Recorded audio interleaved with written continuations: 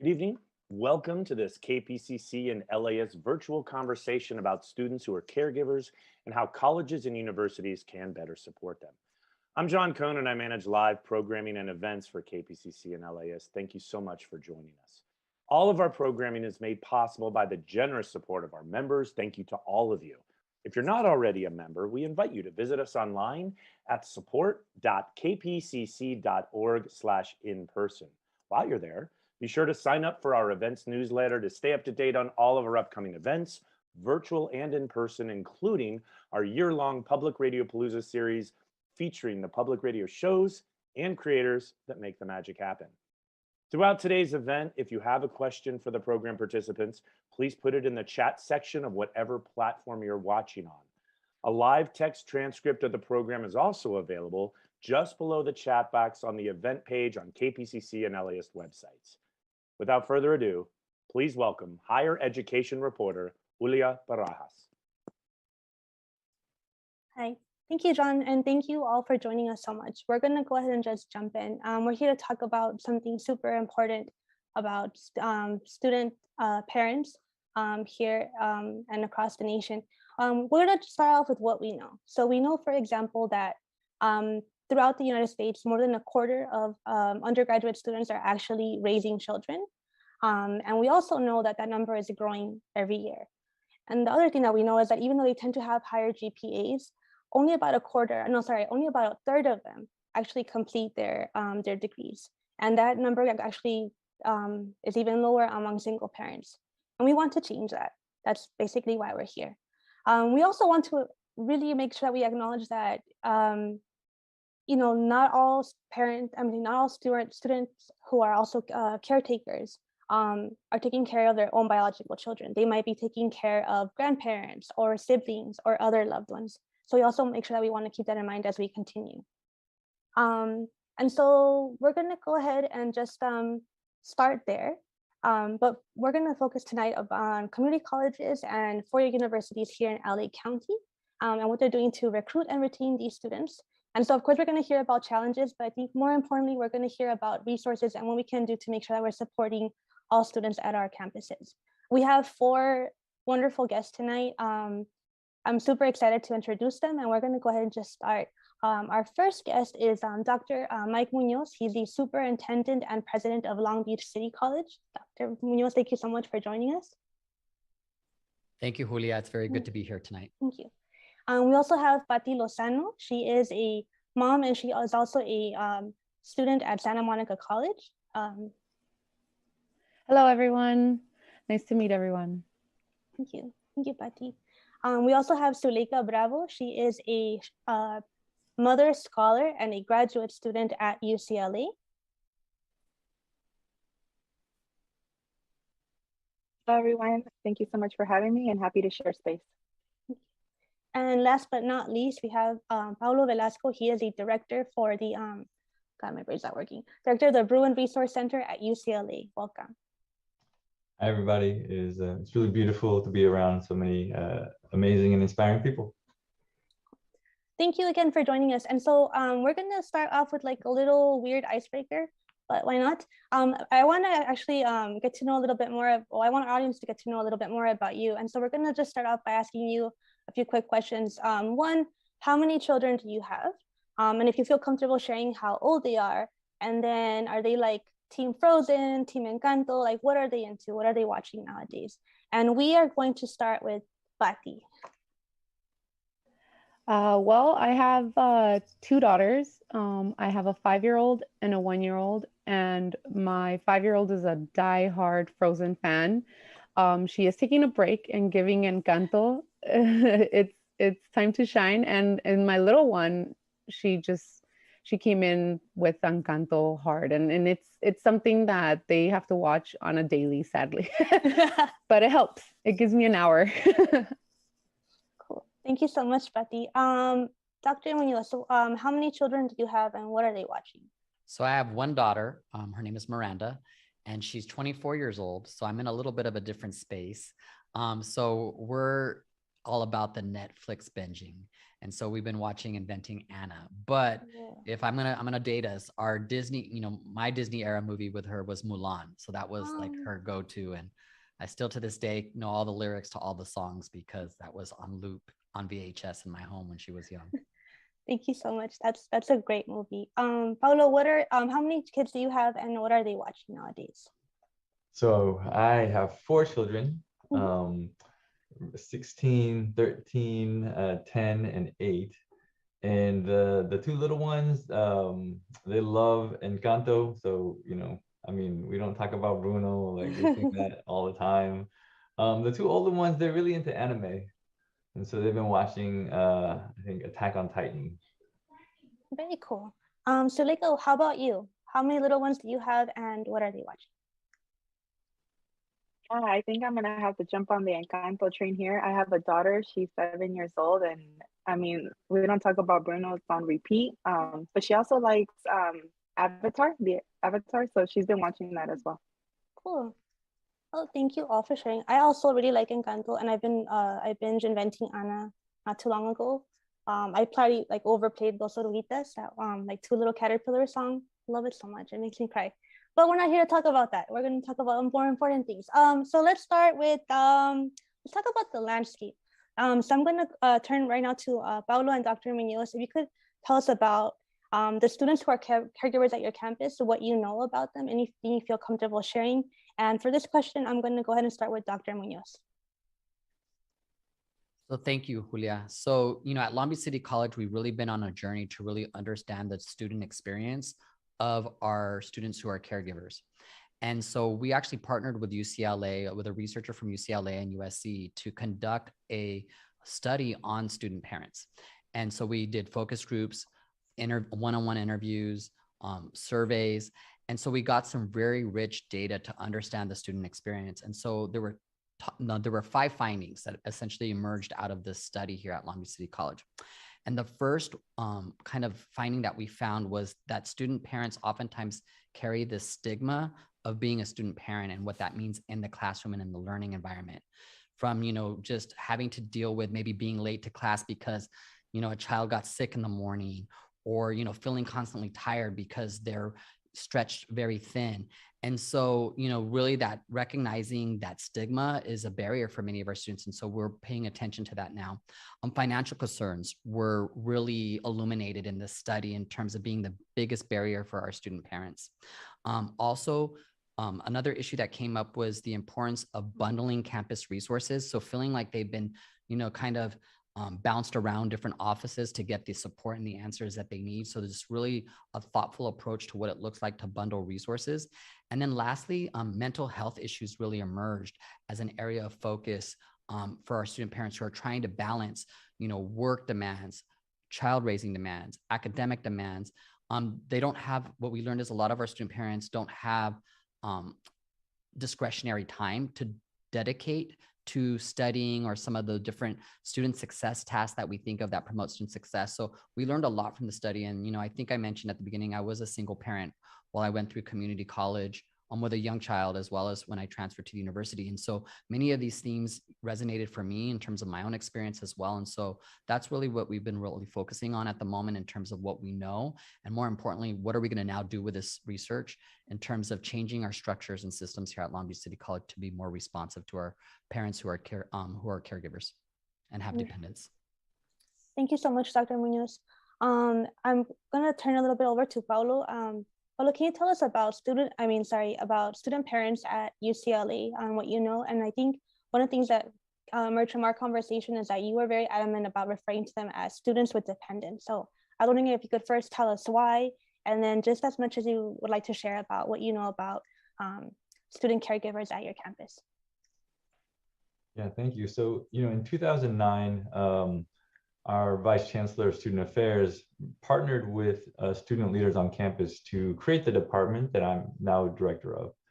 And when we created that department, we established programs to support like really amazing communities of students. And that includes our students with dependents, it includes our undocumented students, students who have been in foster care, veterans, transfer students, and over time we've added additional programs to support students who are formerly incarcerated and system impacted, students in recovery. And I think one of the, to get to one of your questions about why we chose the term students with dependents, one of the things we learned through kind of having this really synergistic space is that, we actually had students who were in foster care, who were taking care of their siblings, and when we thought about that, we realized that we wanted to be as inclusive and as expansive as possible in terms of who we support. So we actually started with the name parenting students, but then we, after a couple of years, we changed it to students with dependents. But the majority of our students at UCLA, they are parenting their children. We have about a little under 900 students. The majority of them are actually graduate students. So we have about 600 graduate students and a little under 300 undergraduate students.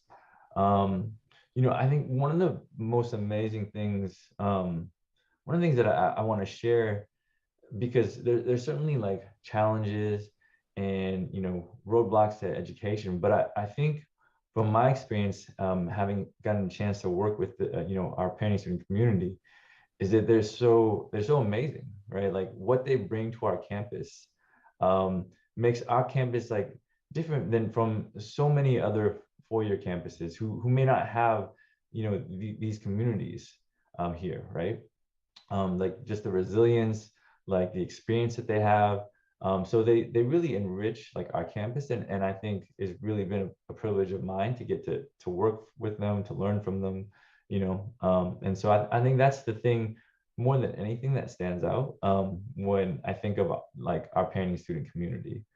But certainly I think there's many many challenges that they face, including financial insecurity, food insecurity. There's certainly one of the things that I came to realize very quickly is that I think the financial aid structure in our country is not really set up to think about how you support families, right? It's really it's a traditional model that supports the individual. But if the purpose of financial aid is to really support student graduation and educational attainment, for students who have families and individuals that they're taking care of, if you can't provide financial support, to really support their entire their entire families, right? Then are you really doing everything that we can to support their individual success?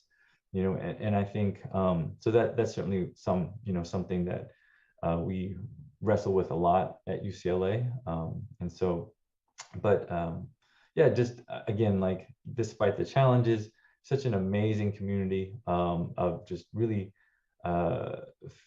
talented individuals, fierce advocates, and just I think folks who realize that their achievement is not something that just benefits them, but really benefits like their family. Absolutely. Thank you so much, Paolo. And thank you for talking about like the important thing is that there are challenges, but like they can be overcome, but with the right resources and the right support. I actually want to kind of delve into some of those challenges. When I was talking to all of you ahead of this panel, I learned a lot from you. And there are some things that I think others can benefit from hearing as well. When I was preparing for things, I came across a quote from a student at Humboldt State as well. And she said something like, our culture expects women to work like they don't have a family and to parent like they don't have a job. right? And I think I'm curious to know if this resonated with you either like right now when you are students, like for Zuleika and Patty, or for Paolo and Dr. Muñoz back in the day when you were students, if you ever felt like pursuing an education was at odds with being a parent or a caregiver. So yeah, and Zuleika, we're gonna go ahead and start with you for this one. It's a really great question. And it's something that actually came up in my research. So as a master's student, I'm researching Mother Scholars of Color in higher education, and the just wrestling with our identity, right? Whether we're students first or whether we're parents first was something that came up a lot. And it's something that we get as like mother's guilt. Like, are we doing enough?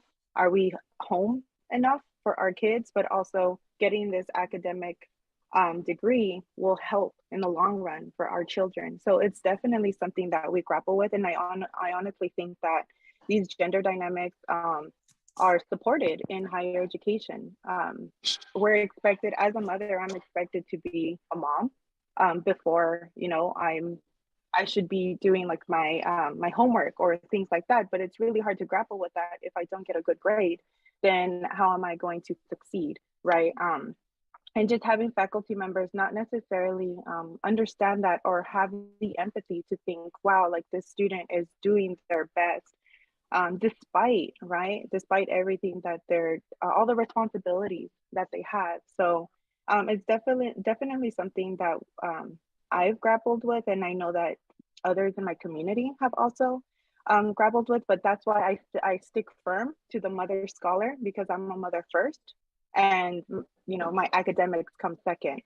And that's just how it is. And I feel like just standing firm in that stance kind of sends a message to higher education that like this is who I am, and you have to accept me as I am.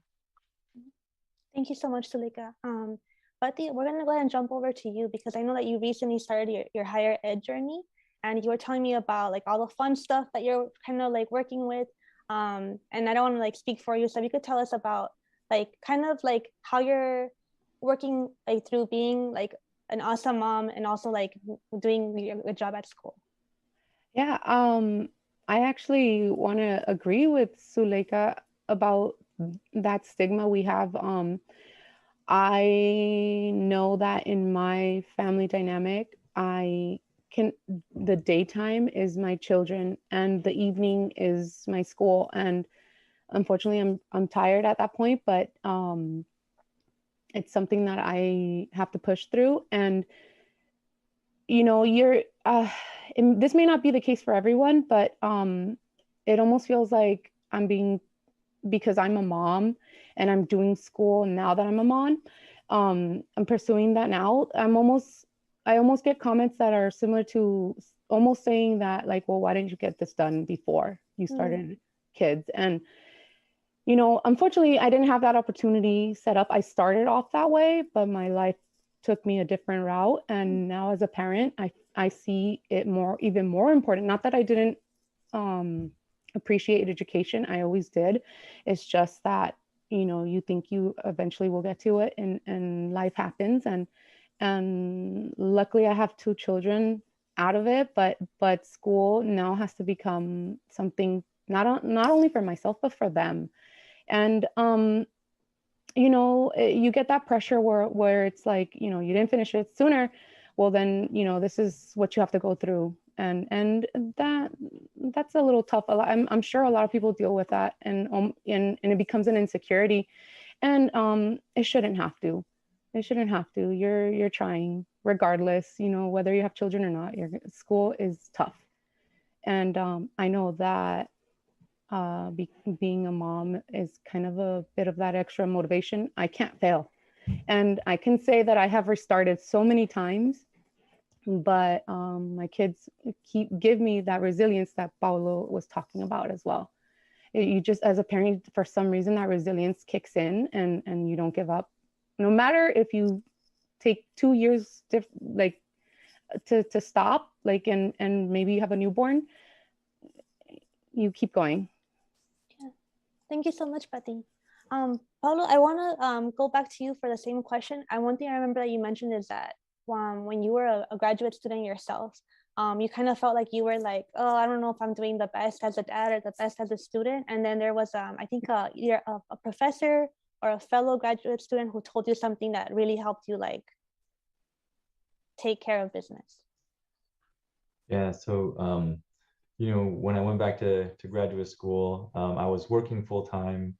I had my second son was born the day after I started my master's program.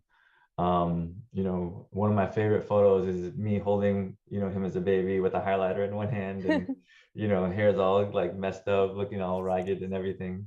But I was really fortunate in having you know, a boss who, she also finished her PhD as a single mother while working full time.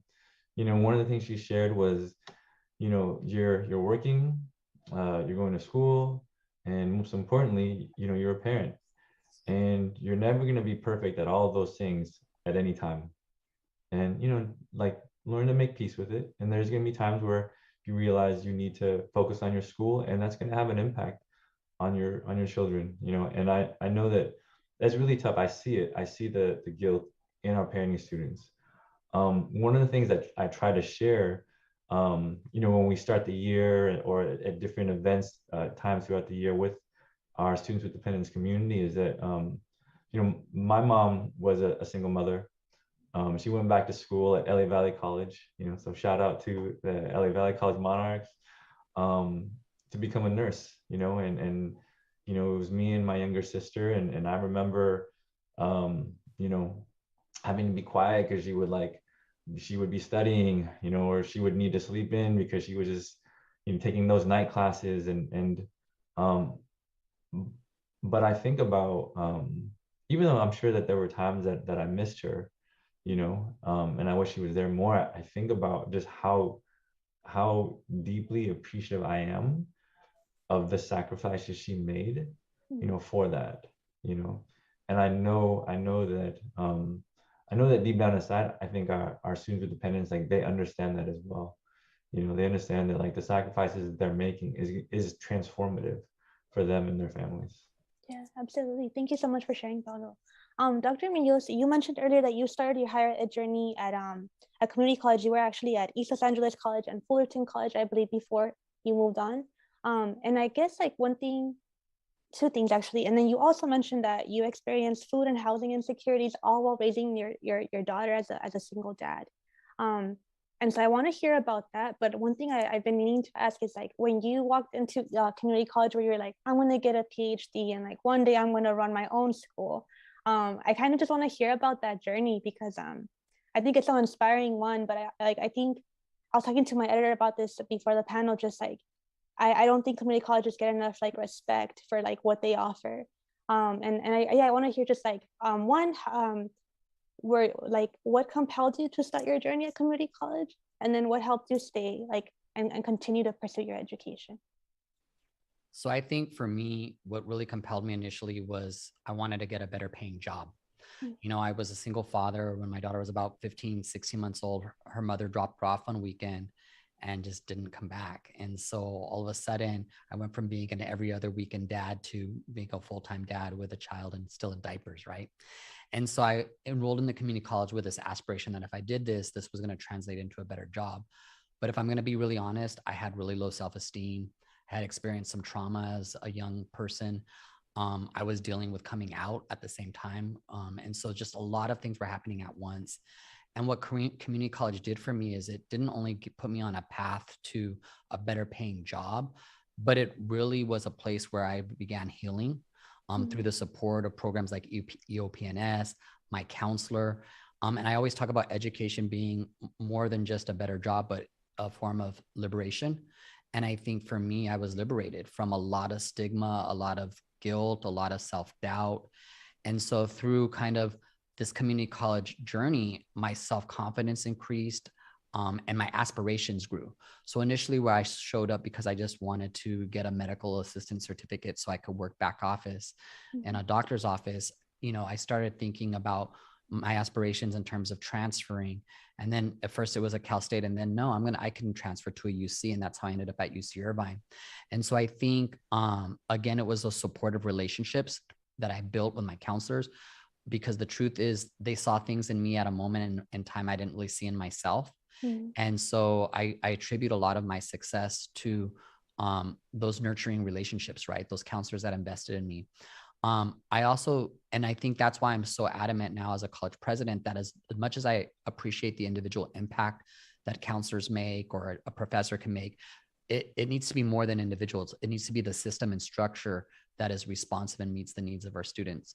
And so that's kind of, you know, as I look to the future, that's where my energy is going, right? And so for me, you know, how I dealt with food and housing insecurity, I'll be honest, I was just hustling. I had multiple jobs. I was always looking for a deal. You know, I remember trying to find the most affordable daycare in a safe environment for my daughter. It was tough. So I remember making friends with someone's like, oh, my mom will watch your daughter for you while you go to school. And I mean, you know, it sounds kind of scary. And I was like, was leaving my daughter with someone I didn't know very well when she was young, but that's what I needed to do in order to be able to continue to go to school. And of course, thankfully everything worked out right. And she was safe and she was cared for. But eventually, you know, what I always say is my life didn't really stabilize until I transferred to UC Irvine. In that moment, I was able to live in family housing. I remember it was the first time, because your rent included utilities and internet and things that I didn't have in my other house. Like I remember I was like, oh, I'm never have to worry about my lights being shut off again, because I would go 2 or 3 weeks without electricity, and because it was either pay the rent and have food or have electricity. And so there was always these choices that I was having to make, right? As a community college student, that once I transferred, I no longer had to worry about those things. And it kind of made me feel guilty too, because there's a lot of privilege in that, right? Because not everybody gets to live in university housing and have, you know, and you have to understand this is in the early 2000s. So to have like internet was like a big deal in the early 2000s. Most people were plugging into a phone jack to get internet. And so I remember just thinking how like fortunate I was to be able to be in this stable home now and give, you know, my daughter a stable, she was enrolled in the Child Development Center at UC Irvine. So she had stable schooling and whatnot. And so, you know, I always keep those experiences at the forefront of my mind, because like I said, I didn't necessarily aspire to be a college president.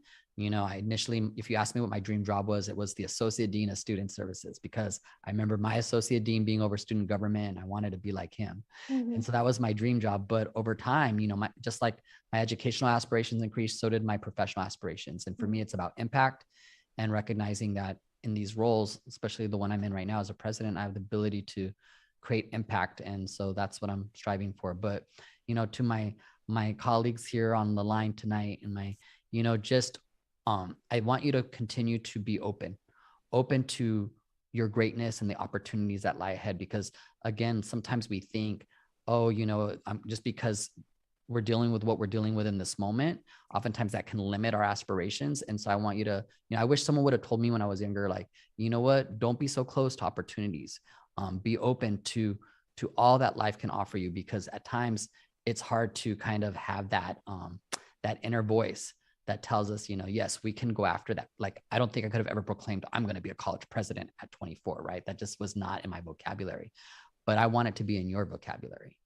And I'm looking at Patricia and Zulika, you know, I want that to be in your vocabulary. So yeah, I'll leave it at that. Thank you so much, Dr. Muñoz. And thank you for talking about the importance of community college at the beginning of your journey.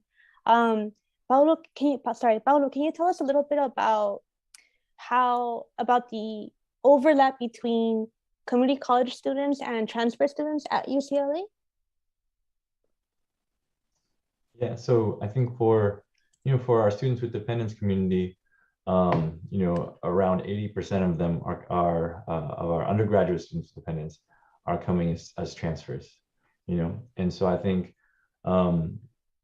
one that's amazing, right? I think especially in California, we are fortunate to have an amazing community college system that really provides access to four-year institutions at the CSU and UC level for, I think, amazing individuals who, you know, I think as Patricia noted, like, you know, at times like need a more flexible educational system to really support their goals and their aspirations, you know. And so I think we're fortunate in that we, you know, at UCLA, we have some of the highest rates of transfer students in the UC system, and we really benefit from that. You know, I think there is also a challenge though, in that, you know, I think for transfer students broadly, right, coming into a four-year institution, there's certainly a number of hurdles that they experience, you know, in terms of just, you know, getting understanding the university, understanding the culture of the university, the way how to navigate the university, you know. And I think especially with our students with dependents who oftentimes have really little kind of I'll say discretionary time on their hands, right? Because most of the time, if you know, if they're not in class, if they're not working, then you know most of their attention is being directed to their families.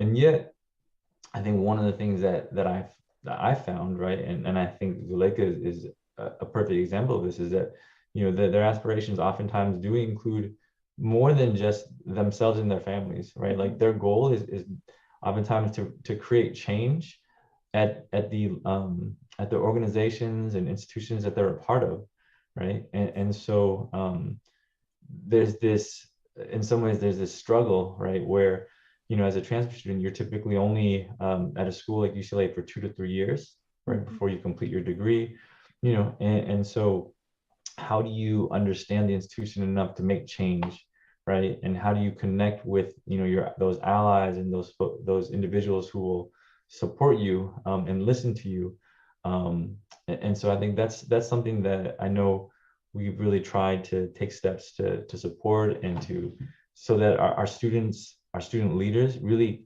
can change the institution. You know, one of the things we tell them is like, make the institution yours. This is your institution, even though it may not always feel that way. Even though when you look at the history of an institution like UCLA, you know, you may not always see like parenting students, you know, 30, 40, 50 years ago as part of the student body. But this is your institution now, you know, and I think, you know, there is that I don't know if it's a privilege or a responsibility to, you know, to really make the institution change to fit the community that's there now. Thank you so much, Paolo. I'm going to kind of continue on this track because one of the things I remember when I was talking to Zuleika is that she told me that when she first started out at Antelope Valley College, if I remember correctly, is that you've always been like into like interested in law, and I think you were studying poli-sci, but you weren't like, all right, I'm gonna transfer to UCLA, that's my goal. Like someone kind of had to like give you a little nudge. Could you tell us a little bit about who gave you that little nudge? Yeah, so I'm also one of those students who had to restart at community college a couple times. In total, it took me about like 5 to 6 years to actually transfer. But the last time that I actually transferred was I started community college when my daughter was 8 months old. And I was just thinking about getting my associate's degree and getting a job. That's it. I didn't really think that I had the ability or that I was smart enough to actually transfer. And yes, counselors do make an impact, but the counselors that I spoke to, unfortunately, didn't I guess see me in that light, where they would kind of suggest that I aim low. They're like, you should go to a CSU. Not that CSUs are bad, but they didn't see me as like UC material, or they didn't see me as like, you know, other I guess prestigious schools. But it was a professor who actually, my political science professor, who actually set me aside after class, and he was like, Zuleika, have you ever thought of joining the honors program? And I was like, honors program? Me? Like, no, like that's not possible. And he was like, no, like you do really great in your classes.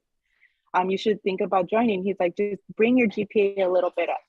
So I was like, okay, I'll try. So I did it. I brought my GPA up. I got a 4.0, and he added me onto the honors program. And that's where he started actually putting the idea of UCLA, because he's a UCLA alum.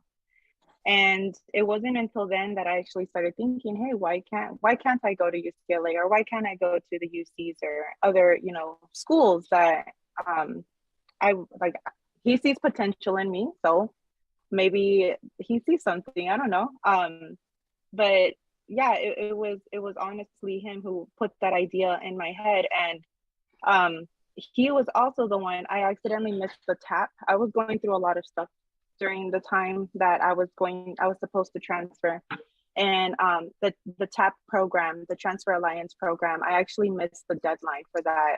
I was just going through so much, and I told him, like, I'm sorry to disappoint you, but I missed the deadline. There's just so much going on at home. And he asked me to email it to him.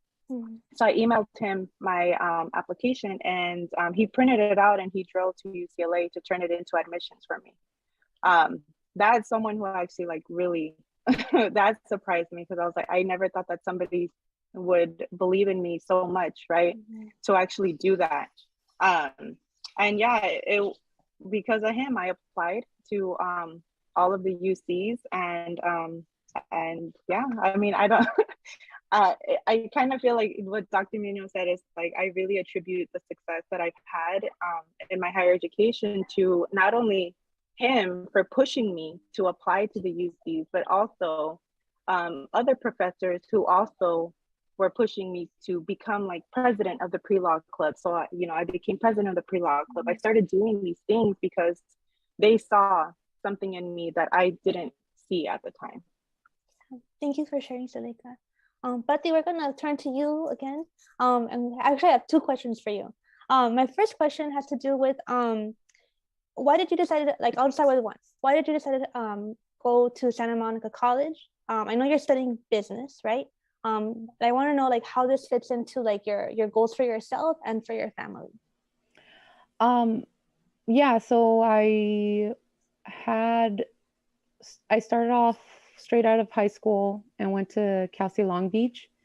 I had to leave because I had to find a place to live. Like I had my life issues were more important than school, and then but I didn't give up. I went to ELAC and I took a class or two to not lose the momentum. And then life happened again and I had to give up completely. I did like a semester or two of art school thinking that I can handle that, and then again gave up on that. I met my husband and we had our daughter, and now school wasn't like the old college try, you know, it wasn't that anymore. It was more like, no, this has to happen. We need to like improve our lives. And I moved in to Santa Monica with my now husband, and Santa Monica College is literally in the corner from my house. And I saw that they have a really strong online school, like, you know, availability. And I took advantage of that when my daughter was months old. And I honestly was just like, AA, you know, become an accounting clerk and, you know, make my 30, 40, get up 9 to 5, just enough to bring in some extra income and not just be at home, you know. Not that that is a bad thing, but now that I see a more value in this, I told myself, no, I can go further. I will, that is my goal. I am in SMC right now. I am taking only online classes. I do have the occasional class that I do have to take on campus, and my husband helps me. Either I go early in the morning while they're all still sleeping, or I go late in the evening when they're already getting ready for bed, when I need to be on campus. But I go to school online. Luckily, I have had success with that. And I will lock in my AA. I will do it. It's not if. I will lock in that AA just for fallback purposes, because, you know, life happens. I've already tested this too many times. Let's get these little goals in, you know, lock them in and then keep moving forward. And the older the kids get, it's going to get easier. I know it's only going to get easier. So it's just, it's that little beginning part that you have to climb up. And then once you got that groove, time passes and you're gonna get that confidence. And I'm still waiting for that to kick in. I'm still in my little climb up, trying to gain that momentum. And I do plan to transfer. And transferring is so scary for me still. I hear you guys and I see how you guys have your masters, your PhDs, like with children. Like it honestly, I think I needed to join this panel because you know that the community college process is difficult because it doesn't feel stable, because it almost feels like this is still the beginning. You're barely taking off on your race.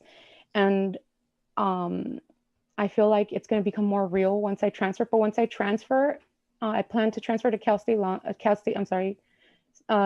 Cal State Northridge, to get that bachelor's in business. And I know that that's when it's going to be real. I cannot take my leisure. The way it works for me right now, I take one class summer and winter and 2 classes during your regular semester, and it's slow and steady.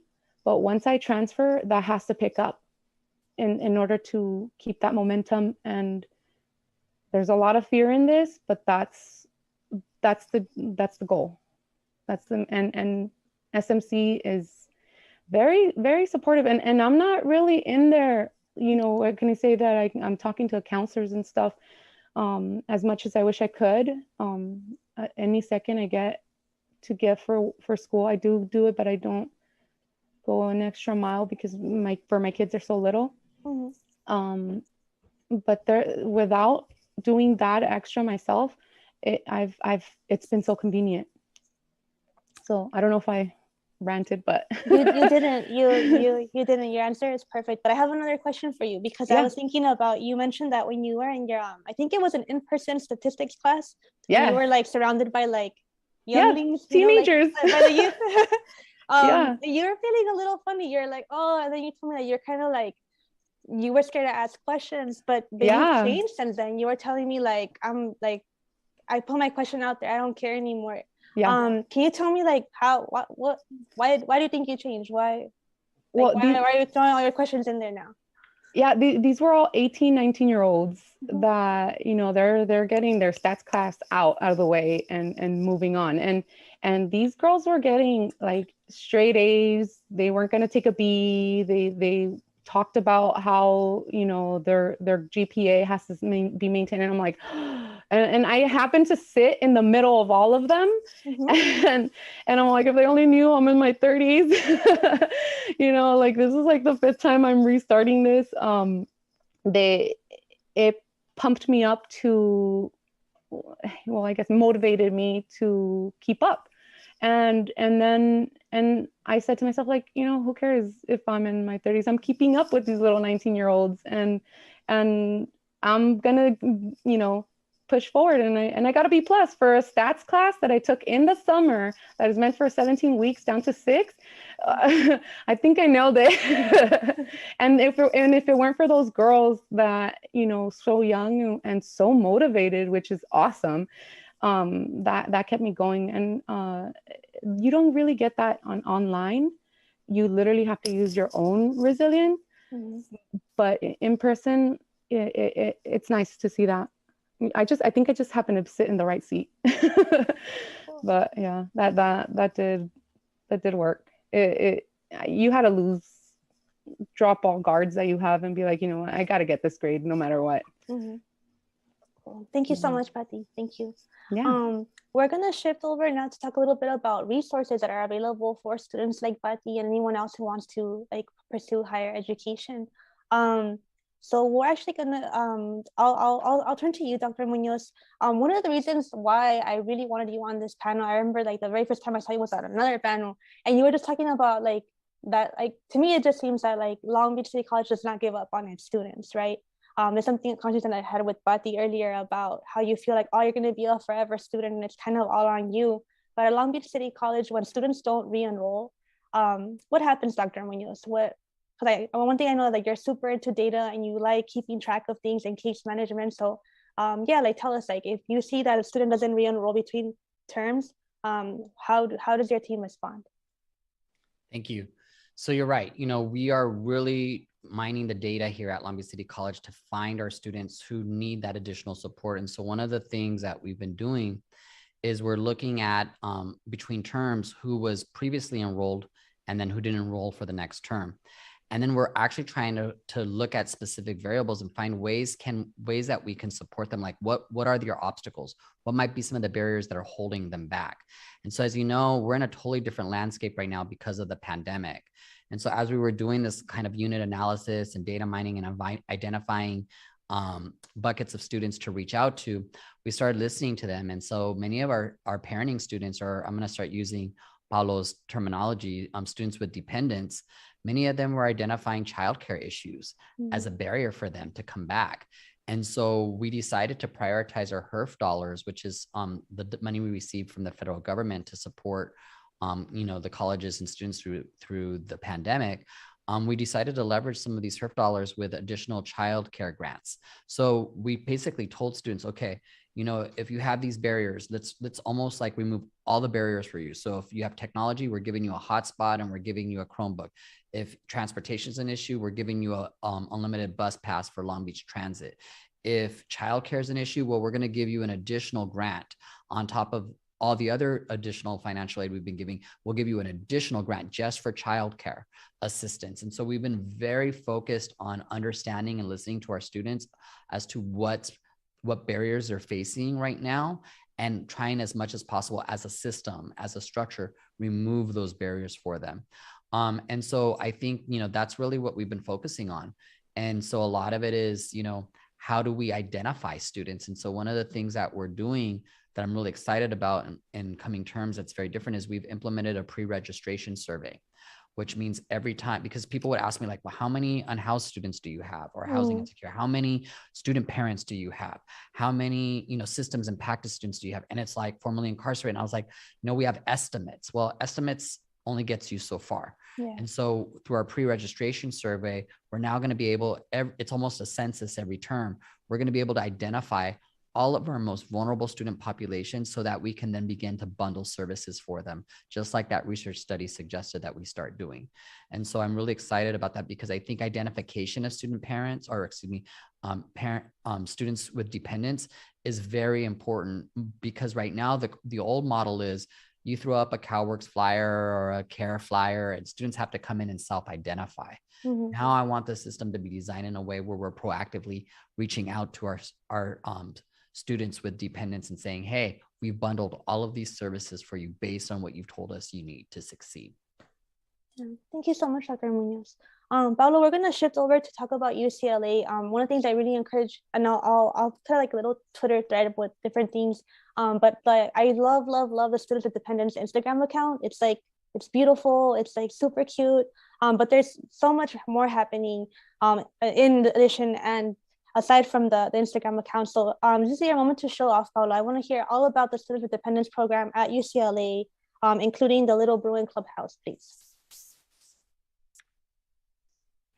Yeah, so I think we're really fortunate at UCLA in that there's a number of areas, including mine, that really look to support our students with dependence. I think when I think of that pathway, to and through UCLA, one of the places it starts is, one of our fellow departments, the Center for Community College Partnerships, CCCP, and they work very closely with a number of community colleges in the LA area.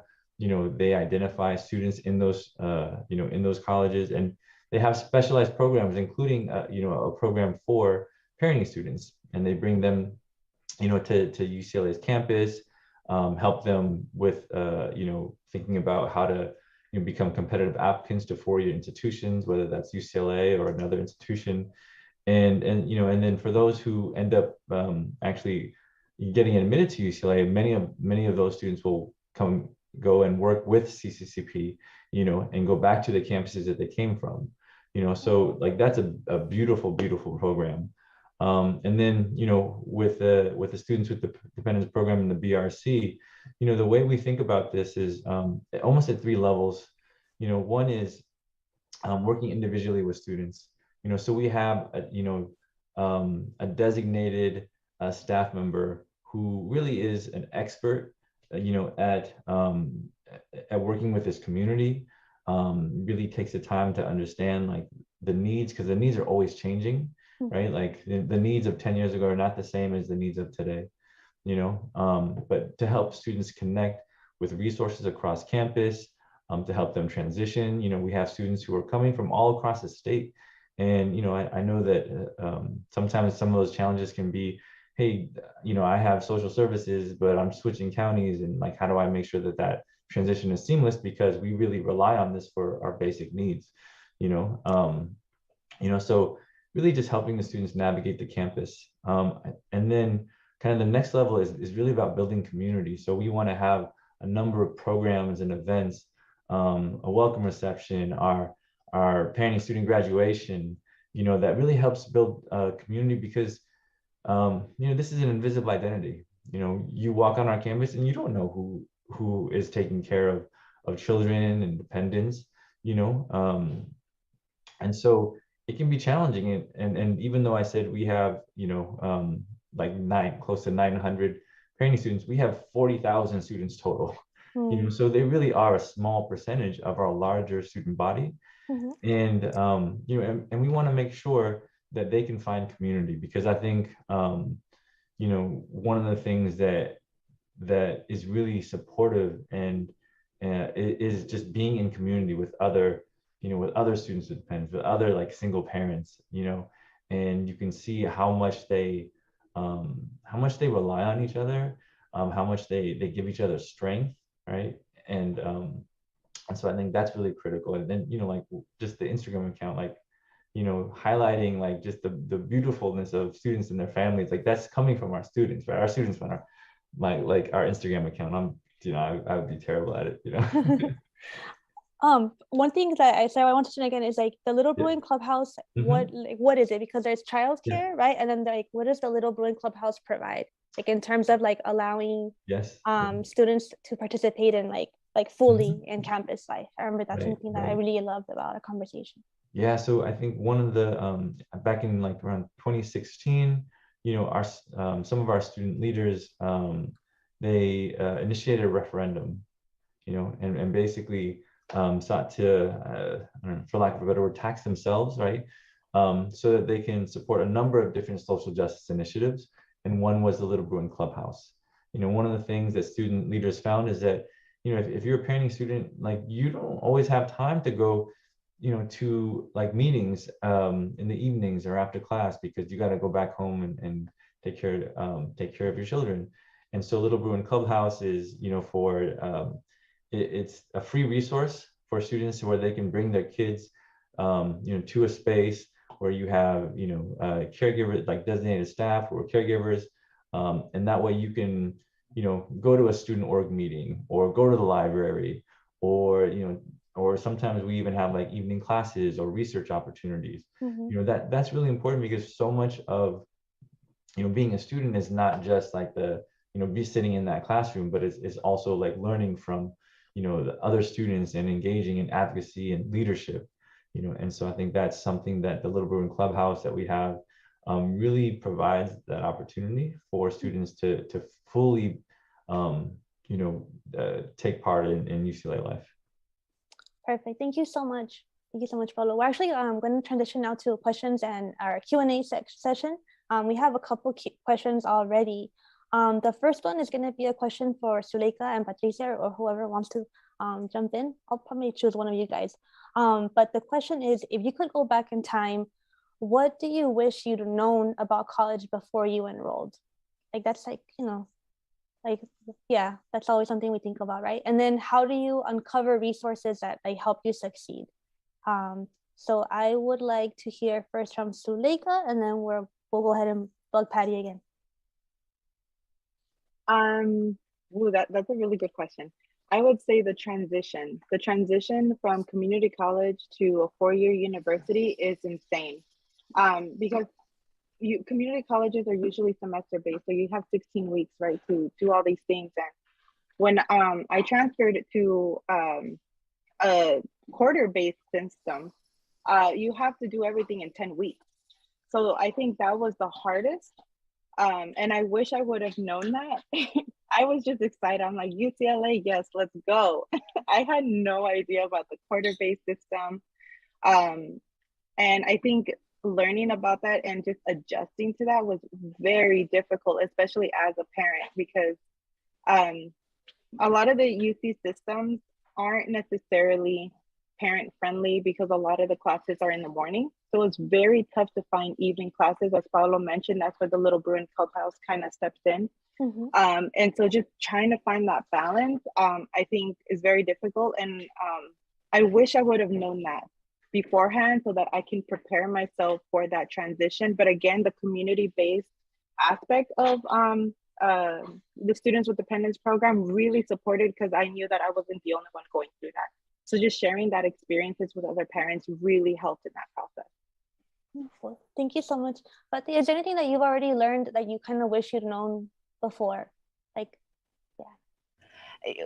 I'm actually in that process now. I previously mentioned that I'm scared. I know it's not going to be easy. Well, what really, and nothing really is easy, to be honest. But that process, I'm actually learning it now, and hearing Zuleika mention it is just like, oh shoot.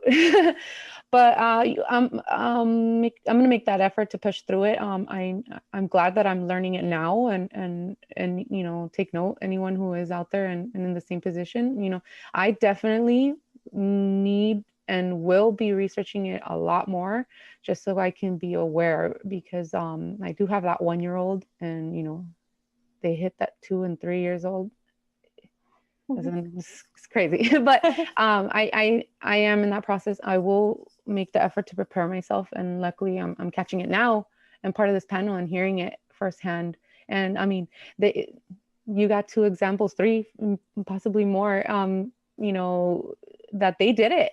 They're there, and I'm standing up here with them. You guys will too, you know. So you know, I'm in that process now.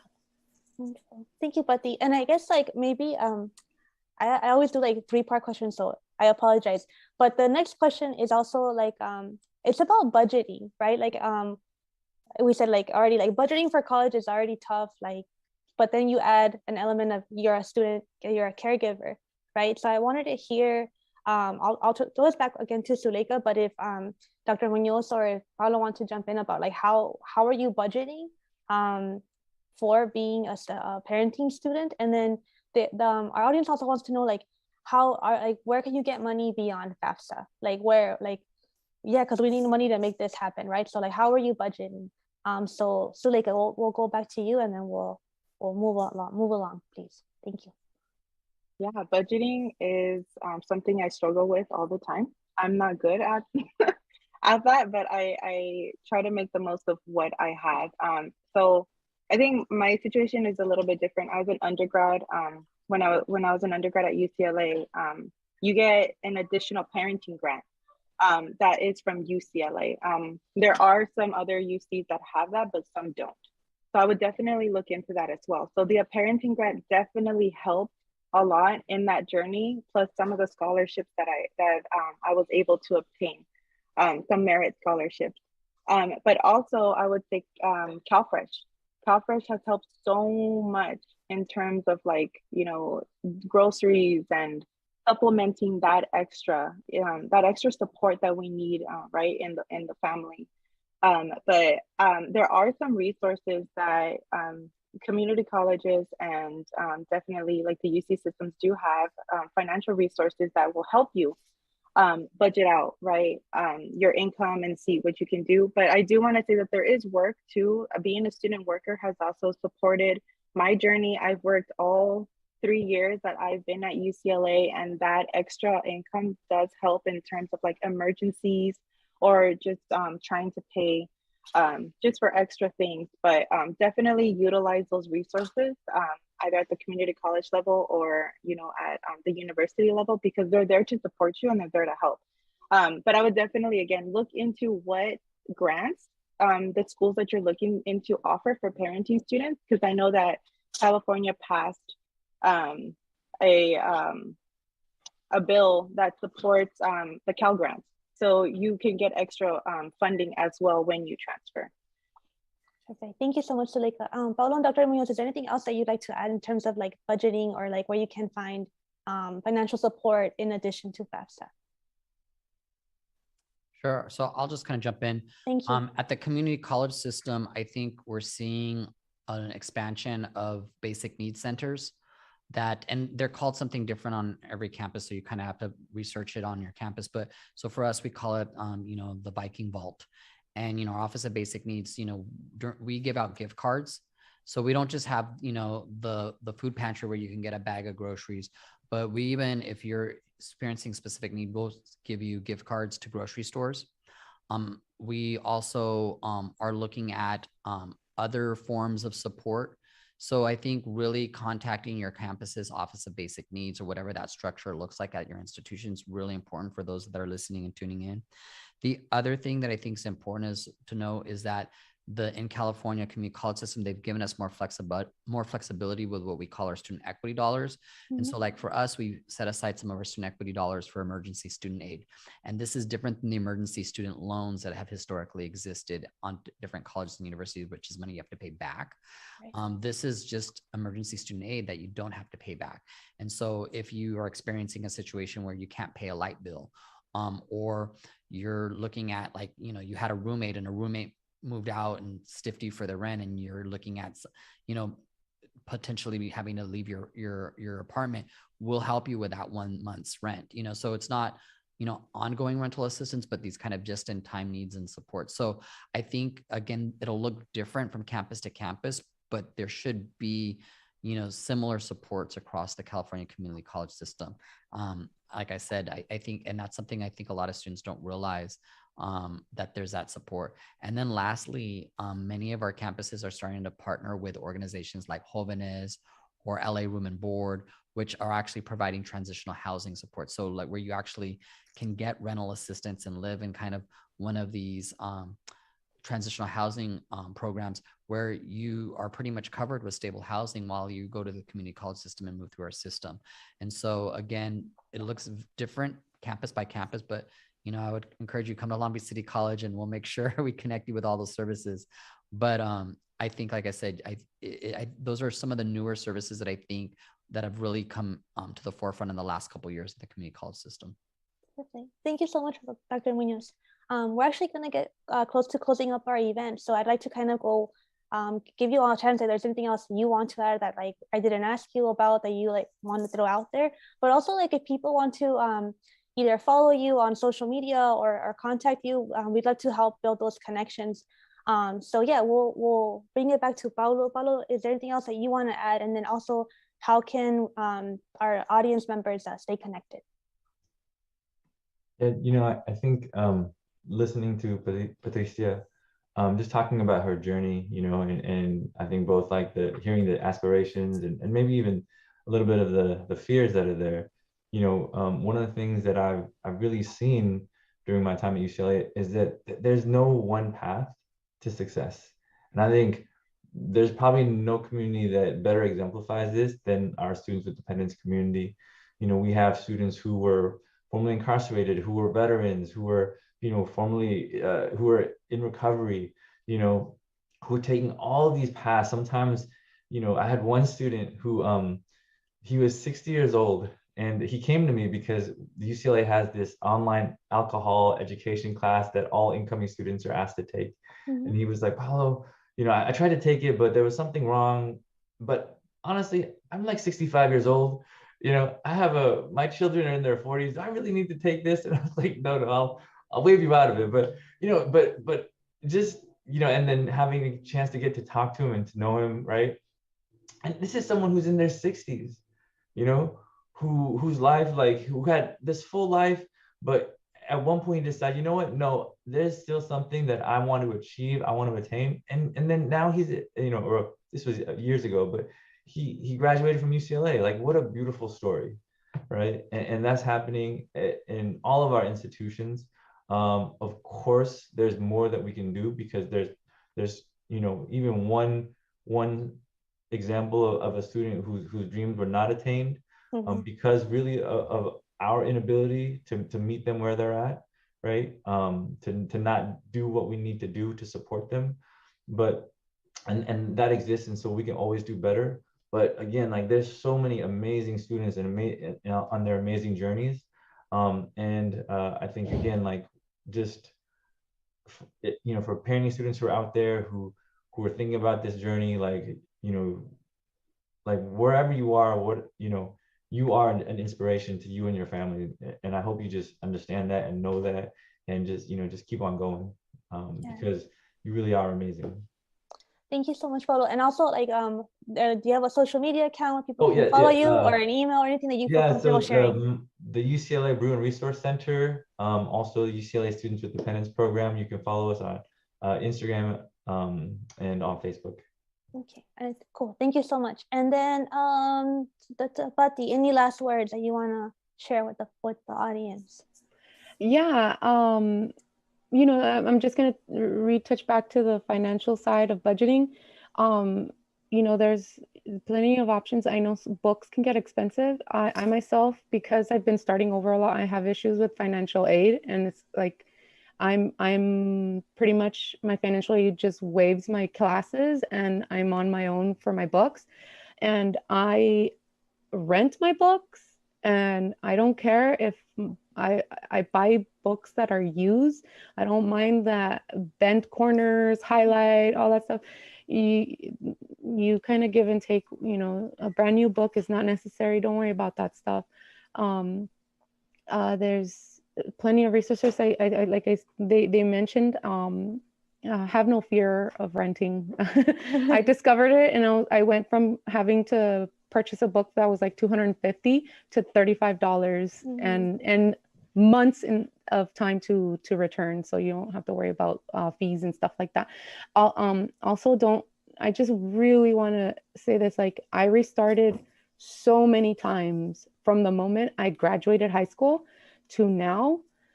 Don't let that hold you back. And I've had a year or two in between. Do not let that hold you back. I will not let it happen anymore. Well, I hope not. Who knows?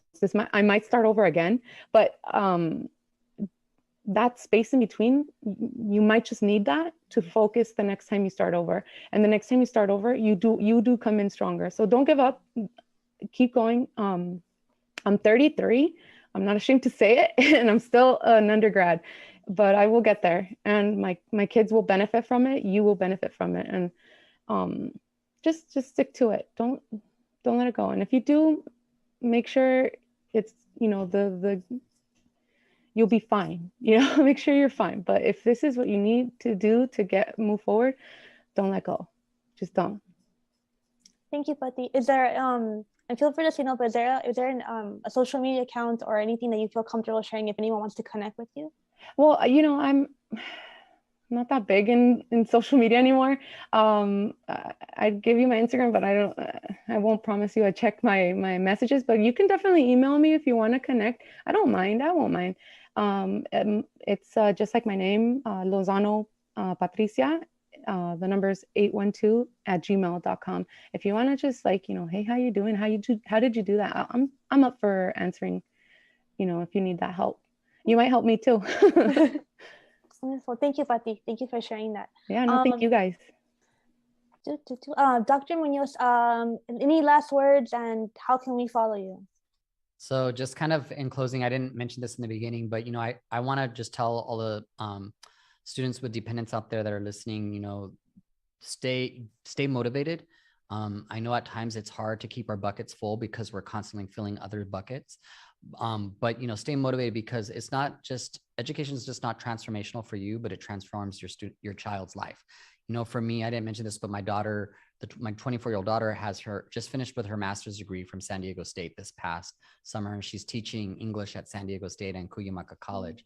And to see her at 23 years old with a master's degree and teaching, and just so further ahead than I was in life, and really just being, living her truth and living her light, it's really rewarding. And so I just want to plant that seed out, because I'm a little further along than some of y'all on this journey in life. And I just wanted to put that out there, because it really, education breaks generations of cycles of poverty and everything. And so just keep strong.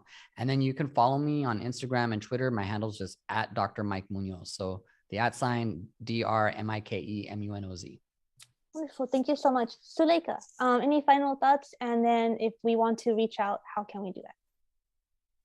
Yeah, thank you. I think Dr. Muñoz just gave a really great example of the second gen approach that I'm a firm believer in, where your children follow you along this educational journey. They see the importance of education, and it kind of like inspires them to also follow in those footsteps. And I've already seen it with my daughter. So don't be afraid to really be proud of this identity of being a parent, of being you know, a student with dependence. Like, I know I used to be really embarrassed, especially in community college, to have that identity, but don't bring your kids around. Like, it's their campus too, you know?